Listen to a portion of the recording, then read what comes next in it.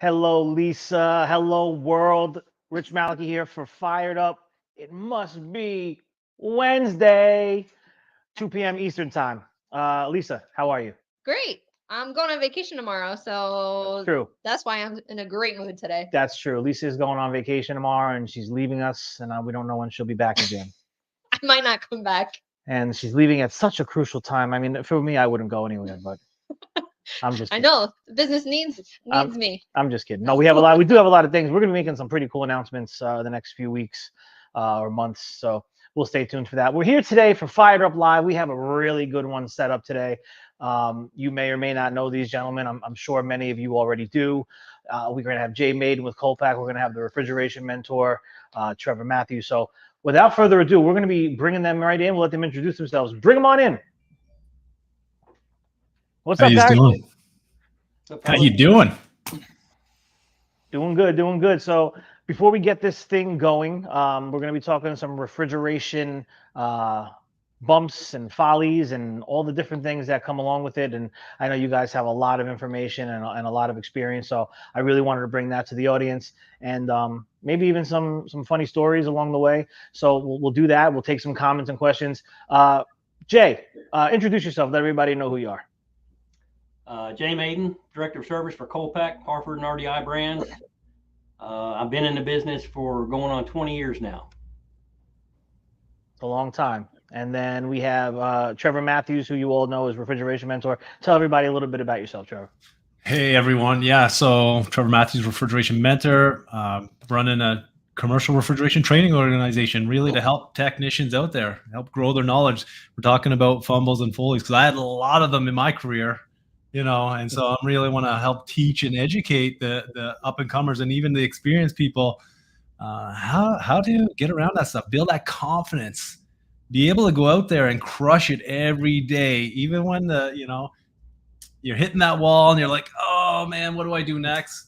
That's what I do is I help these technicians get to the next level in their career. So absolutely. Yeah. So we're going to have a good one today. We have tons of experience here on this Fired Up Live. Lisa, do we have anybody that's jumped in yet just to say hello real quick? Yeah. So Dean is laughing because I may not come back.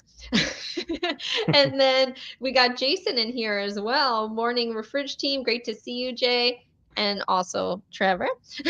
And then hey, someone also commented Jay and Trey. All right. There you go.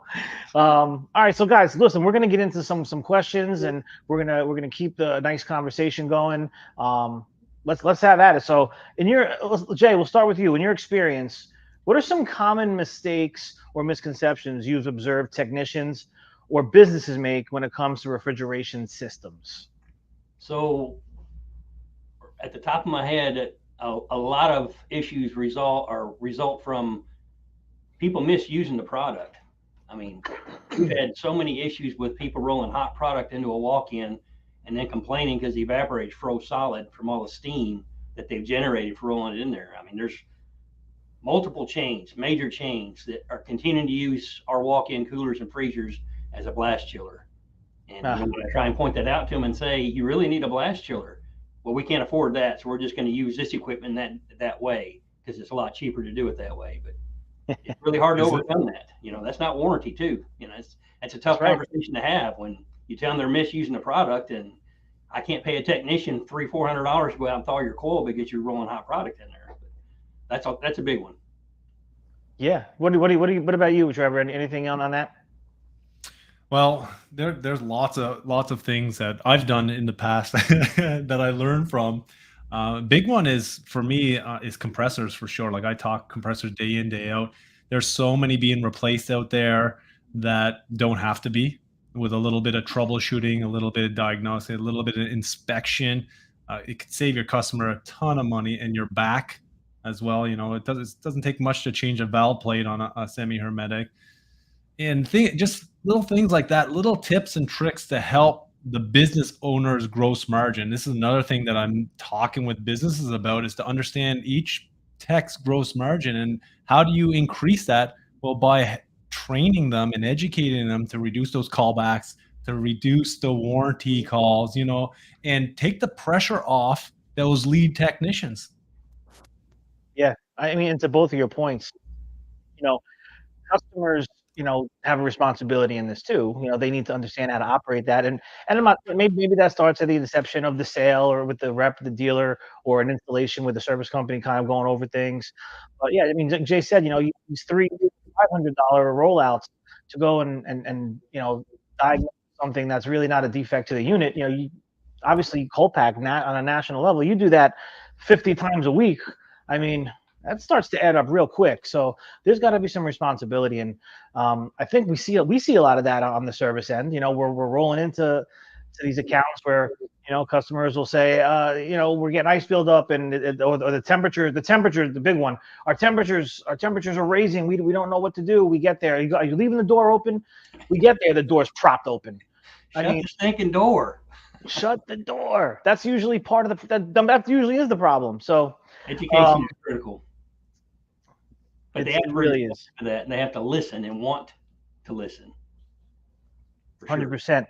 So, like when we're talking about these things, I guess, how can it be avoided? How can we really get the customers and the reps and the dealers and all really everybody involved? How can we solve this or avoid it? Trevor, you want to jump in? Yeah, sure. So there's a few different strategies, and it's going to change really quickly over the next 2 to 5 years with AI technology coming in. But the big thing is that you need a lot of bells and whistles, like alarms, lights, and really to notify the workers there.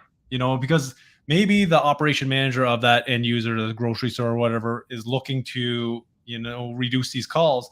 But they're not training, just like Jay said, they're not training their staff in there about you should have this shut, or they cut the curtains off. I've seen that so many times. They just cut off the curtains of the door. But if there was education on it, why to do that? And we're gonna see changes where those stores, the people in the stores, will get probably bonuses for the reduced amount of service calls, as well as companies are going to have more communication with the store. So instead of burning out the lead technicians, the store's going to get a call. We know your door's open. We're not going to be rolling out there. You guys got to go shut it. Your coil's freezing up because we see there's hot product in there, and this is causing it. You guys gonna have to deal with this, because that right there, like Jay said earlier, is going to reduce the amount of costs that their operational costs. And this is all going to be done by AI. I see it now. It's just going to be a slow rollout to the smaller stores, but the bigger ones, they're going to roll that out a lot quicker. Yeah. Jay, anything to add? Yeah, I mean, we've had demand defrost evaporators for 4 or 5 years now, and it's the Cadillac of evaporators. It'll call out and tell the technician what's going on. You can see they've left the door open for 3 hours. I mean, you got a graph, it shows it. A lot of people don't use that, though. I mean, the technology's there. We've got a lot of people buy this and never actually make the connection to the network, so it doesn't go out to the technicians or to their maintenance people or anybody like that. I mean, they're buying a Porsche and treating it like it's a Yugo. I'm telling you, I know. So listen, can you recount a time when an unexpected issue arose due to inadequate maintenance or proper handling of a refrigeration unit? Jay, you want to take that? Other than the rolling hot product in there, that's a constant for us. I mean, every day we get somebody's got a frozen coil, and we send a service company out there, and they can't find anything mechanically wrong with the system, other than they're just rolling hot product in there. Yeah. Yeah, it's a real issue. Trevor, but anything you're seeing? Well, a big one is customers not doing maintenance and thinking the service contractor who, charges out $100, $200 an hour, whatever, is they should just be coming in when there's a problem. They need to be doing maintenance. There need to be maintenance plans, maintenance schedules. This needs to be a conversation with that hiring contractor and the end user. There needs to be more communication, because what I see, there's a lot of stores and a lot of extra not on call. This is the big thing in the supermarket, is getting called in the middle of the night. We'd have more people in the industry if on call wasn't so difficult, and it's a lot to do with maintenance. It is. I mean, we see that here as well. We're in New Jersey. Trevor, you're in Canada, correct? Yeah, just outside Toronto. So I mean, and you look at this. I mean, this is not really just a U.S. problem. This is probably a global thing, with refrigeration. And you have tens of thousands of dollars of product in these walk-ins, and these are mostly when a walk-in goes down. I mean, that's an emergency 10 times out of 10. So yeah, I mean, and the maintenance part of it, I mean, it's probably one of the most critical pieces in the kitchen that you have to really pay attention to. There should be quarterly maintenances, in some cases maybe even monthly, because these coils getting clogged up and all this stuff. I've talked to guys over the years, and I don't know the exact statistics, but I think that's probably one of the main causes of stuff going down. Correct? Maybe 90% of the reason. What about that? There's lots of chains that actually open up cardboard boxes inside their walk-ins, and all that cardboard dust collects on the back of the evaporator, and they don't have a PM program. Some of these probably need to be cleaned every month. We've instructed them, why are you opening boxes inside the walk-in? Do it outside the walk-in.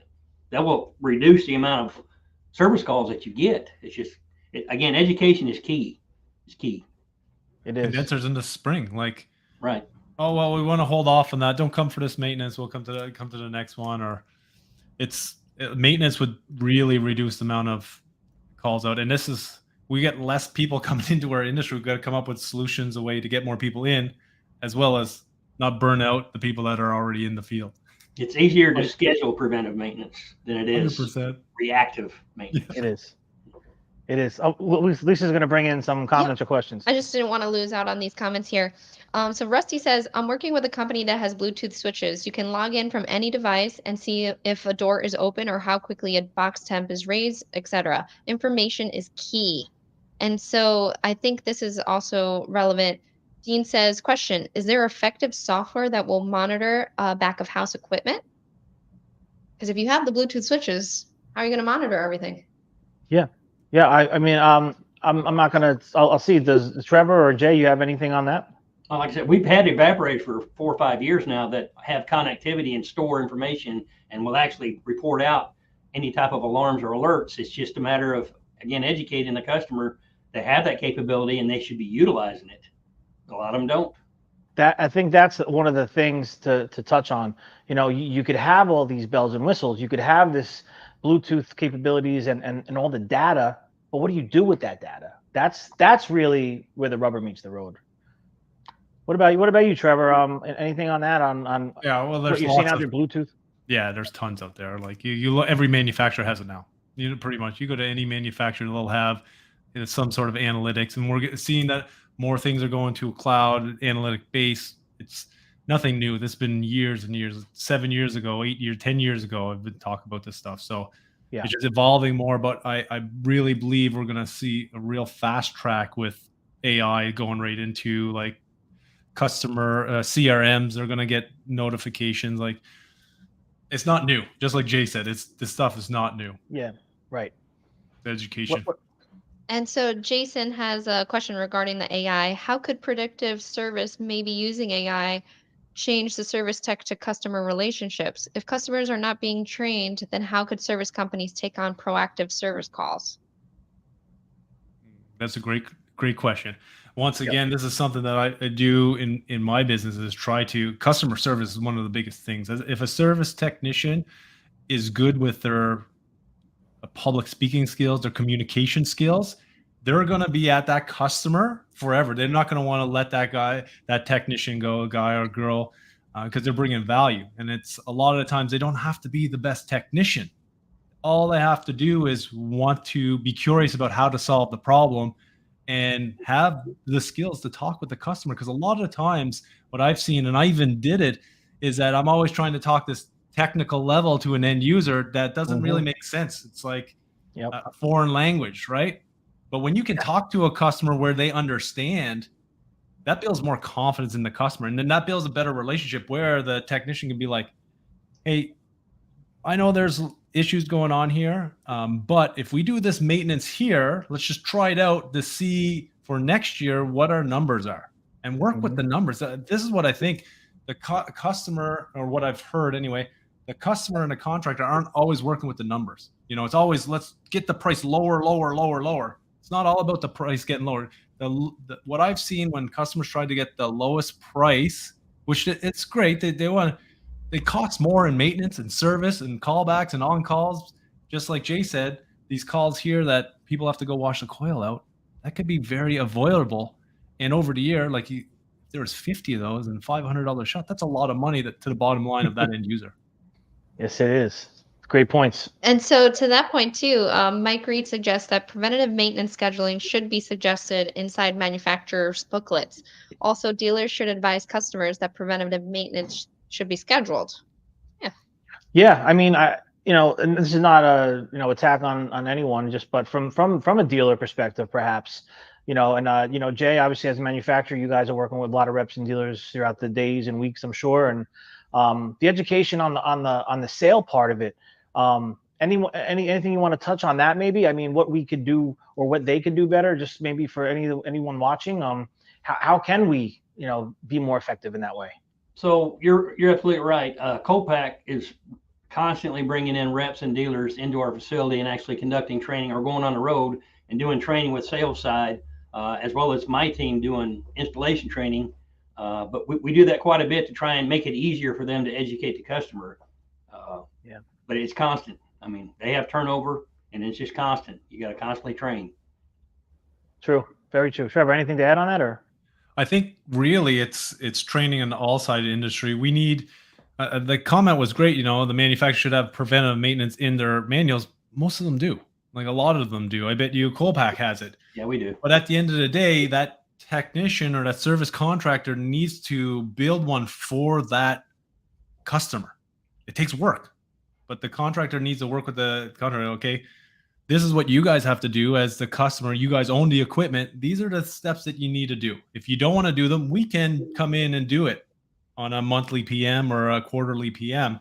But really, it's building that preventive maintenance with the customer. So they totally understand what preventive maintenance, because a lot of people come in, here, we got a preventive maintenance plan. This is the price, and this is how many times a year we're going to come in.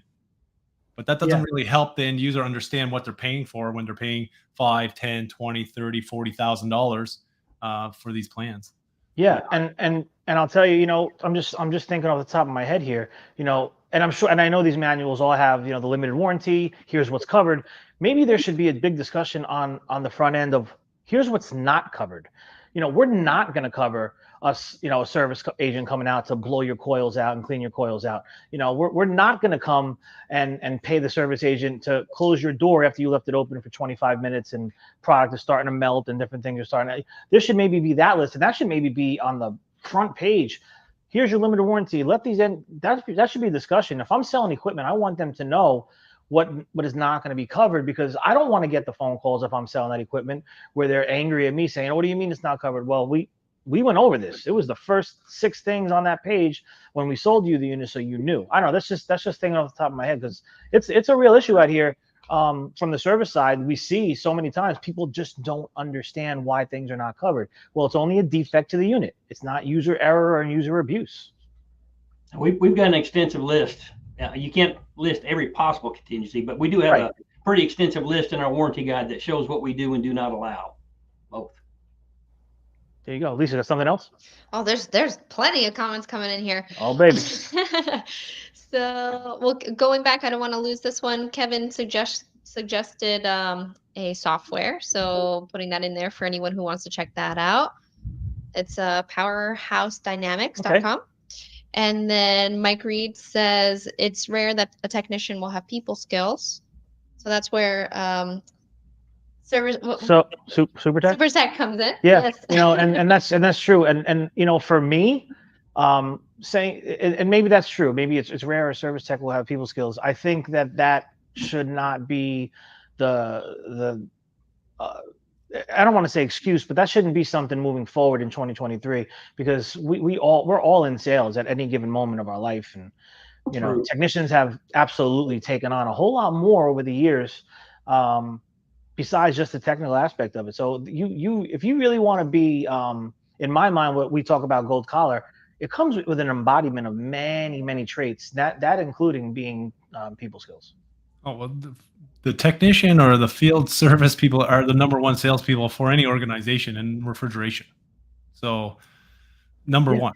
They're the front line. I not think that, but I know technicians that are writing themselves massive paychecks because they're bringing a huge amount of value to their customer, and their customer doesn't mind paying it because it's bringing them value, saving them money, and increasing their bottom line at the end of the day.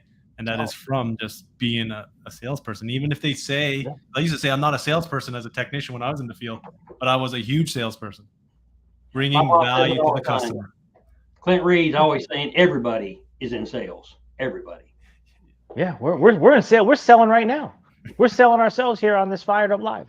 I mean, it's all day long. And I think if I'm building a team and I'm building a company, I'm building something that I want to be great and I want greatness, I have to surround myself with people that have that same mentality and attitude, whether it's operations, warehouse, delivery, technicians. Everyone should have that mindset of we are in the people business and we have to talk to people every day, and we have to deliver. So what else you got, Lise? I'll bring in some more questions or comments here. Marcia says, it's the questions that need to be asked up front that will make maintenance and maintaining equipment easier. Knowing the product, what temps the product's coming in, how much and how often it's brought in, that will make sure the correct systems are ordered. Bingo. And then we have a question here from Tim. Okay. Could manufacturers sell a planned maintenance package with the equipment? I've considered it. We've been kicking around trying to figure out the best way to approach something like that. But yeah, we've considered it. We just haven't implemented it. But if anybody has some ideas, I'd be happy to listen to them. Yeah, I mean, and I don't know if I have the answer to that. But I mean, for us here, I don't think we want to go on those nuisance calls, whether it's under warranty or out of warranty. We don't want to go out there and say, I'm gonna have to clean your coils out, and here's, like you say, here's $500. I think maybe on this again, this might go back to the sale end of it. If there's local companies in the area, are they that they're working with? Maybe they say, hey, listen, we're going to bring you in. We want you to sign up for this and include that and include that. I don't know how you would do it, but I'm sure there's a conversation with some great minds in the business that could put something together at some point. So I actually had the thought of, we get 1 year partial labor warranty with our walk-ins and refrigeration. I thought about adding in the first PM at a 6-month mark for free as part of that. Okay, and that might be something really, really critical, and then they could see what that actually does for them. So there's so many comments, but I want you guys to keep on talking. Just one last question here before we keep going. Jason asks, how important is proper planning and site evaluations to reducing service issues? You don't even know how many problems an unlevel floor can cause on a walk-in. Oh yeah. So I can't believe, the walk-in industry has got to be the very hardest in all the kitchen equipment, because you're sending an entire assembly of parts and relying on somebody to assemble all those components correctly and then honor a warranty after it. Frymaster, Dalefield, all my sister companies, they got it easy. Their installs are easy. Right. Can you imagine sending a whole box full of Frymaster parts and then just having somebody assemble that Frymaster fryer and then warranty it? Right. It's difficult. It really, really is. That's right. You hear that? You hear that, Wayne Lemke? We got Dave Nylander. We got Aaron Sprinkle. You hear that, guys? Al Smith, all of you. Yeah. Very nice. No, I agree. We did a walk-in build last summer, and Lisa was there. We filmed some of it, right? It's like it was a big walk-in. It was like building a small mobile home, and it's a construction project for sure. Yeah. Yeah. It was something else, and to see it happen in a matter of 2 days, it's pretty amazing. Yeah, site surveys are a must, and a lot of people don't. Unfortunately, a lot of dealers who are responsible for their own install, they'll go as cheap as they can, and it's unfortunate. And they get people that roll in and assemble a walk-in the same day, regardless of the site conditions. They just make it do. They do what they can, but a site survey is critical before you bring that installation crew back in to make sure the floor is level. If your floor is level, the walk-in install should be a breeze. But that's where you run into most of your problems, the unlevel floor. Yeah. What about you, Trevor? You seen anything with walk-ins with unlevel floors in your experiences? Oh, sure. I've built dozens, maybe even hundreds of walk-in boxes in my day. So doing old renos from old stores where the floor is cracking right up and they're like, we're not repouring. So the big thing is just having the knowledgeable team on what to do when the floor is not leveled. You know what I mean? They're not going to report the floor. So it's how to understand and how to shift the box. If you have to do recuts, it's all about that installer being able to do it properly and making sure that you don't have any infiltration. 100%. So Trevor, I have something for you. What advice would you give? Because I know you're the refrigeration mentor. So what advice would you give to aspiring refrigeration technicians or businesses to avoid common errors and mishaps in the field? Invest in yourself. Like read every day something on refrigeration, even personal development. We talked about communication. Get better at your public speaking. Go to Toastmasters or take a Dale Carnegie course. Like huge. Invest in yourself. Like I see people that come into some of my groups, how quickly they grow. Like people, I was in the industry for 10 years and didn't really. I learned a lot over the 10 years, but I could have learned a lot of that in like 5 years if I really push myself. So really focus on investing in yourself, taking as many courses you can, being curious about refrigeration, and your career is going to skyrocket. Yeah, I love that. And Jay, what about you? What advice would you give aspiring refrigeration techs or businesses to avoid some common mishaps in the field? So you've got to be a sponge, and you've got to ask questions and learn. Shout out to my son, Jay Jr. He's been in the business for a year now, and it's crazy how much information he's picked up in a year's time. Of course, he does have unfiltered access to me. I mean, he calls me 2 or 3 times a week, sends me a picture and says, I don't understand this. Can you explain this to me? But I mean, he's constantly asking questions. And I told him, whoever they pair you with, ask questions and let them know, I'm not questioning what you're doing. I want to understand why you're doing it that way. And you can learn from bad technicians. And I've told him that. I said, if you got somebody that's not a good technician, you can still learn from them. You can learn what not to do. So you can always learn every day. Yeah, being curious. Yeah, and there's no shame in asking the questions. You know, I know, especially growing up younger and being here with my dad, I can tell you, like, I was always nervous to ask questions. Honestly, maybe it was just because I was scared of him. You know, saying or doing something. But I think there's no shame in that. You know, none of us have seen everything. None of us know everything. I'm coming across new things every day, every week here. You know, there's not always a manual for that. So sometimes you have someone like Jay or Trevor that have been down the road before, and they might have that answer. So, you know, don't just reach out to your team. You can reach out to other people maybe you're talking with on the internet and social media and stuff. Anything else, Lisa, coming in?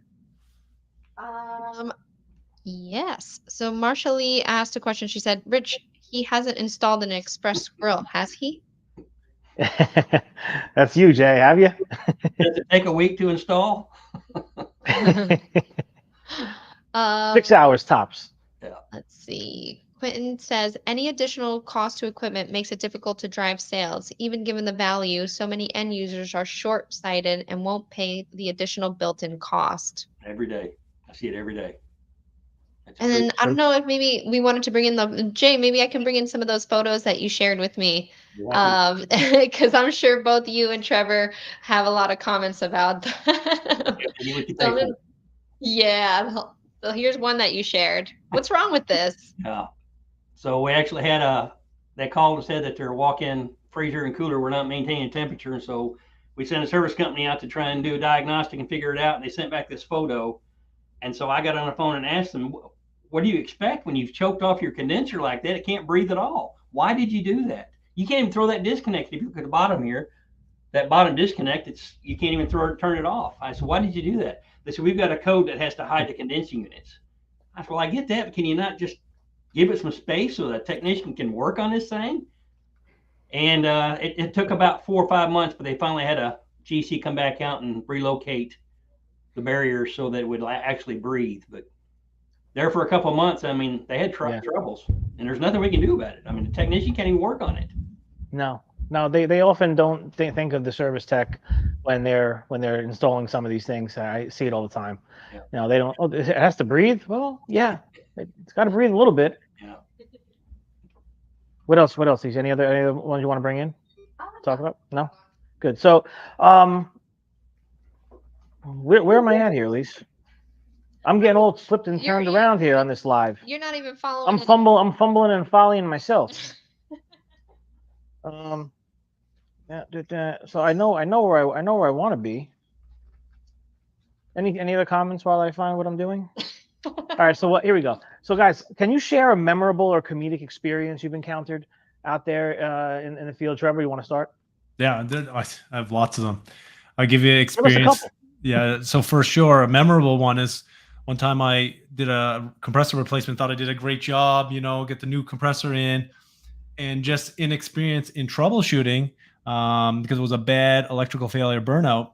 There's an accumulator on the system. The accumulator little oil orifice plugged up, and then that next compressor failed. The second one failed. So this is where training and education comes in. Why is it so memorable? Because after that happened again, and I learned about that you should always replace that accumulator anytime you have a bad electrical failure, because you could potentially have a second failure. And things like that, I never forget. Anytime I broke something, so any technician out there or professional out there to listen that works on equipment, making mistakes helps you grow. You got to learn from them, though. You smash a compressor, figure out why you smashed it, and don't do it again, right? And Right. then grow from that, and then share that knowledge with someone else so they don't do it. Yeah, each one teach one, and that's how we get better. What about you, Jay? Anything? Every week is comedy. Every week, I get pictures every week that just make me laugh. A lot of times it's because we said earlier, people try and save money, and they'll try and go the cheaper route. And I've had a lot of people tell me that they've hired the best HVAC guy they could find. And I said, well, this is not HVAC. This is refrigeration. I mean, they may be similar, but they're not the same. I mean, they're different. And pictures, I mean, I post pictures at least once a week on LinkedIn about people not doing something correctly with refrigeration. There's a couple that I gave Lisa. That's one. This was an HVAC installer that want to install this TXV sensing bulb. And of course, it's not going to do a whole lot of good when it's mounted to the outside of that Armaflex. It's not making good contact with that suction line. It can't sense properly. So that's one of them. And that's one I actually questioned. I said, what refrigeration company did this install? And they said it was HVAC company. They come very highly rated. And then there was another one that I sent. This one's been on the LinkedIn before, but they connected the disconnect electrical to the bottom of that drain pan. So every time this evaporator starts to defrost and thaw, where's all that condensation water going? It's going to go right into the electrical panel. There's a knockout on the back of these evaporators. I mean, refrigeration techs know that. I mean, hire who should be doing the business. Hire who knows what they're doing. That's what you should be doing. You can't skimp on stuff like this. It costs too much in the long run. And usually it only takes once or twice in a really bad decision to realize what they need to do going forward. But yeah, no, I mean, cutting corners is, up front it seems like a good idea, but I can tell you, we have lots of stories here. We got a guy, we got a company, we got these people. But like you said, there's differentiations in refrigeration and HVAC and cooking equipment, electrical and stuff, hiring an electrician or a plumber to do the stuff that we do. It's close, but it's not quite it. We come behind all the time. Oh, I saved $1,000. Well, you really lost $2,000 because now I'm coming back to fix it. It's a problem out there. Anything else, Lisa? Yeah, so Jason says, so back to training the customer on preventative maintenance. Is it even viable to have them go through a video course or something where they sign off that they took the course? It may reduce those types of calls. Just throwing ideas out there. Yeah, any thoughts on that, guys? Yeah, I mean, we've had people ask all the time, well, can you not put like a sticker here or a sticker there? I mean, you can do all kinds of things, but you're still forcing somebody to do something that they don't want to do. And I don't know how we would get somebody to actually take a course and sign saying they actually read it. It's a great idea in theory, but I just don't know how that connection can be made to the actual end user to make them do that. Right. It's tough educating people. It really is, if they don't want to be educated. Comes back to training and education. And then if you can fit the bottom line in there, that's a big thing. So when I work with grocery chains, I talk about groceries. Like, how many bags of groceries will you have to sell to save this amount of money in your bottom line? Then they can start putting things together. Okay, well, that's 150 bags of groceries that I need to go out to save this amount of money, or this is what it costs. And so you got to put it in terms where they're going to understand. So if it's a winery, how many bottles of wine is it going to cost? Whatever it is, right? In terms that's going to make them want to take the action or make them think it's their idea doing it. That's another way. So a little Dale Carnegie trick. Yeah. No, I think that's a great way to attack that. It's I think we're all in business because of these things. So there's also something to be said there. We all have jobs and things that we do here in our service industry because people just don't do take the necessary steps. And like Jay said, if you don't want to be educated, you can't make somebody. That's the truth too. At least any other closing things coming on, or that's it? Aside from Rich Needs Pizza. Rich Needs Pizza. Yes, I do. That's good. So before we shut everything down, though, so Trevor, let's talk a little bit about what you actually do on a day-to-day. Refrigeration Mentor. Where can we find you?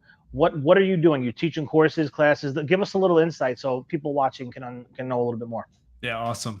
Yeah, so I train, I build curriculum. I do trainings for contractors. So I'll train on a day-to-day. I'm training different contractors around the world on supermarket refrigeration, commercial refrigeration, CO2 refrigeration, service and troubleshooting compressors.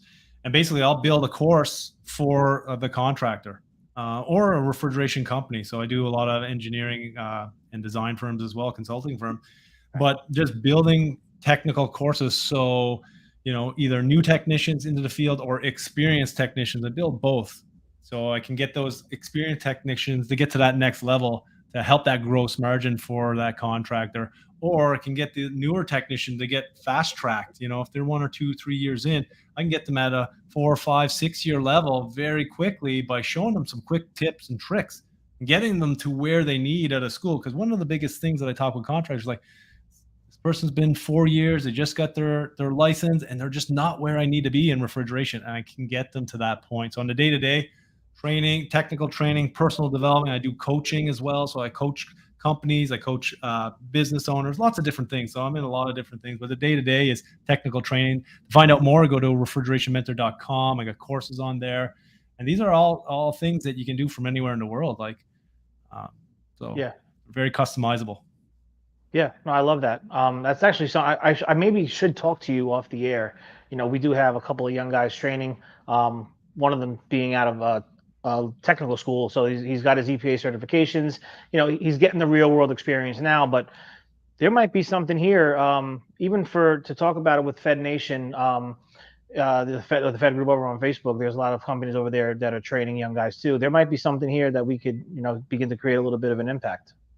Awesome. Yeah, it's about developing it. What I really wish is when I was that 7, 8 year in the field and I didn't have all that confidence because I was just learning on the fly. That's what I'm trying to make a change in the industry, where a guy goes out on call, even if they're 5 or 6 years in, and just want to be confident, want to be comfortable when you're out doing that service call and, getting home to your family and friends a lot earlier. Yeah. Absolutely. And Jay, before we let you go, tell us a little bit about anything we need to know about Kolpak, where we could find Kolpak, and any information you want to share with us, as well as your own social medias. So Kolpak has their own webpage, kolpak.com. There's a lot of good information on that website. I'm on LinkedIn. You can reach out to me if you have any questions or concerns or comments or ideas. Me and my guys have started out the schedule for next year's training, factory authorized service training. Hopefully in the next week or two, I'll release that on LinkedIn and Fed Nation. We really love going out and doing training because it does make our job easier. If we do that training up front and be proactive about it, training's free. There's over 200 walk-in manufacturers across the United States that all make walk-ins, and it's how we handle after the sale is what my day consists of almost every day. Is how do I approach the people that are unhappy? And that's usually the calls that I get. I rarely get a phone call and people say, "Hey, you guys are doing great." It's always that angry customer that's really, really unsatisfied with the product, and how we handle that. That's what my day consumes of every day. Yeah, love it. And actually, the last thing I want to do is, and I'll for both of you. So we'll start with you, Jay. So you mentioned your son is training to be a tech. What could we do if this touches one young guy or girl's eyes that are looking and thinking about it? What is so great about joining the food equipment service industry, cooking, refrigeration, dish? What's so great about it? Why do they need to look at this as a real option? I think you're always going to be in demand. The job's always going to be there. Even with AI and robots, somebody's still going to have to fix the robots. You're not going to have a robot fix a robot. There's a challenge. Every day it's a challenge. If you want to challenge, this is the industry to be in, because you'll be challenged nearly every day. If you want to be. I mean, some don't. Some just go through the motions. But there's definitely a challenge out there every day, and you can learn a lot quickly and make a good money for yourself. Yeah, absolutely. Trevor, any final thoughts on that? On we're talking to the young guy or girl that might see this, or they're saying, I don't know what I want, college isn't for me. Why is this such an attractive, amazing opportunity right now? Oh, for refrigeration, especially commercial refrigeration. You like Yeah. traveling the world? I traveled the world because of refrigeration. I worked and lived in many different countries. You want to save people's lives because that's what you do as a refrigeration technician professional. You save lives. You think, the hospital down the street or the blood bank or the medicine when you go to the doctor, you get it. That's because of refrigeration people. We save lives. The cell phones that we use every day, the only reason why they work is because of refrigeration professionals keeping those servers cool, being able to build the parts for this through processes that need cooling. That's what we do. And finally is the pay. I know people making multi six-figure incomes being in refrigeration, and and that's being in field service. If you own a business, it's endless. But working for someone else, a job where you don't have to stress after work, you're learning all the time, you're making six figures. Like, you can't, there's not many university degrees when you come out after 4 or 5 years, you're making six figures. I don't know many. If you can name them off to me, because a doctor takes like 7 or 8 or more years, right? So if you can name me a 4 or 5 year university degree where you can come out and you'd be at six figures already, not you're working and making money the whole time. Like there's endless things. I could talk about this all day. Yeah. No, and I love all of that. That's great points to bring up. I'm going to do some closing thoughts on it, and I'll let you guys go. Jay, Trevor, I appreciate you guys' time today. I know everyone's busy running around and doing things, so thank you for being here. I appreciate both of you doing what you do every day. Educate, educate, educate. Yes, sir. All right, guys. We'll see you on the next one. I appreciate it. Thank you. So, Lisa. Yes. Fired up on a Wednesday, talking with the refrigeration mentor, talking with Jay Maiden. I think it was a good one. And if there's any other comments left, I don't know if there were any left that we wanted to touch on. It was up to you. I know we got lots of any just comments or anything. Thank you. I will enjoy my vacation. So Jason says, great live with Jay and Trevor. Awesome discussion. Thanks, guys. Jay Maiden, nice looking hardware on that walking behind you. Better with case on. Yeah, hey, that's got to. Is that Matt? Yes, that's got to be Matt Wheeler. All right. Jay and his team are a class act. Keep up the service community engagement. We appreciate it. Yeah, and truly, this discussion came out of just how many posts we've seen about refrigeration within the Fed group and on LinkedIn, yes, across social media. So we figured let's bring on the people that are always talking about refrigeration in a great light. So again, thank you, Jay, and thank you, Trevor, for joining. Yeah, that's it. Take it away. No, I mean that's really spot on. I mean, you look, Jay has been very active in the Fed group here on Facebook. If you're not there, go to Facebook and type in the Food Equipment Digital Disruptors private group. Join it. He's posting a lot of these different things that we were talking about today. Just bringing things to light, because everyone's in that community. There's reps, there's dealers, there's service companies. Everyone's there. And, bringing these things to light, talking about things, that's how change happens, right? So, and then following up or on the closing thought here with technicians, talking about the things that Trevor was touching on, these are things you might not think of, right? At least, I mean, you don't think medical, because we don't often see some of that stuff, but I know there's refrigeration companies out there making sure these blood banks are, all these medical facilities have the proper refrigeration at all times. I mean, that stuff cannot go down. So, you think about that. The cell phone towers, not even something I thought about. So there's just so many facets to this industry. And you talk about writing your own ticket, the money is going to come. Like you said, you do 4 or 5 years, you begin to write your own ticket in this industry. And not only that, the rewards become greater when you really see the people that you're helping every day. So to any young guy or girl out there, maybe you're a parent of one of those young guys or girls, maybe just show them what the opportunities are in wherever you live, because there's opportunities everywhere. And what better time of year to talk about refrigeration than right now? We're in the dead of summer here. maybe almost winding down. But we're here in just about mid-August. It's flying by. Now is prime time for refrigeration. So to all the refrigeration HVAC techs out there, thank you for what you do. Thank you. Yes, I mean I know you're out there on roofs, 100+ degrees. You're in the trenches. You're getting things done. You're keeping people at comfortable temperatures in the extreme heats, and it matters. You know, it really matters. So thank you to all those techs out there, and get a maintenance plan, ladies and gentlemen. Get a maintenance plan. It's not it's not, it's not brain surgery. I think it's pretty simple. Depending on how many pieces of equipment you have, any service company, go to Sofesa.com, find the service company in your area, get it done, get on a quarterly plan minimally, and make it happen. I mean, you're going to save yourself so much headaches and downtime in the end. Those Friday night emergency calls, nobody wants them. And I'm not saying that they'll be gone from a maintenance plan, but you'll definitely, over time, see those reduced. And it's important. So this is your business. This is your livelihood. You should pay attention to it. Lisa, that's a Fired Up on a Wednesday. Fired up. You're going on vacation. So we'll be live next week, though. You'll be back? Yeah. Oh, okay. Don't worry. I schedule my vacations around your time. No. That's right. Do we know who we're talking to next week? Are we? Wait, off the top of my head? No. Son of. Hold on. Let me see if I. Or stand by. This is what happens when we're live, ladies and gentlemen. What do we got? No, I don't have it up here. God bless it. All right. I have a feeling it might be with Caitlin Rogers. That might be a good one. I'll have to go back to a LinkedIn. I'll be excited for that one too. I'm excited for all of them. All right, listen, Lisa, it's okay. We're fired up on a Wednesday. I need you to stay fired up. Get out there, do your thing, live your life, keep working, keep hustling, and stay fired up. I will see you on the next episode.